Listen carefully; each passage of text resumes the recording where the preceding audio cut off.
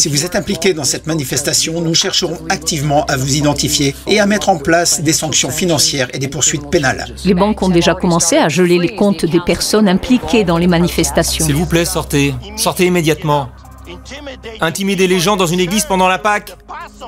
C'est incroyable! Le Premier ministre du Canada a donc déclaré que oui, notre démocratie fonctionne parfaitement et que les citoyens ont le droit et la liberté de protester. Toutefois, si ces protestations sont utilisées pour exiger un changement de politique gouvernementale, alors non. La petite minorité marginale qui défend des points de vue inacceptables qu'ils expriment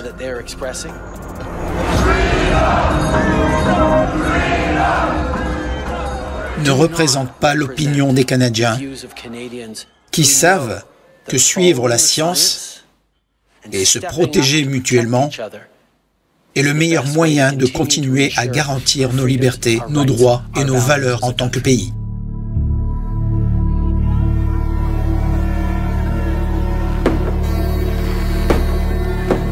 Le Premier ministre libéral Justin Trudeau prétend suivre la science. Mais la science de Trudeau prend souvent la forme d'une autorité et d'une technocratie étrange. Je pense que Justin Trudeau a mis le pied sur une mine lorsqu'il a armé le système bancaire canadien contre les camionneurs. L'acte le plus violent de ces manifestations pacifiques de camionneurs a été de klaxonner. Et en représailles, ils ont bloqué l'accès à leurs comptes bancaires. Et tous ceux qui les soutenaient d'une manière ou d'une autre ont vu leur accès aux comptes bancaires supprimé. Même en regardant la télévision afin d'éviter toute erreur, on lui a demandé quel était le pays qu'il admirait le plus et il a répondu la Chine.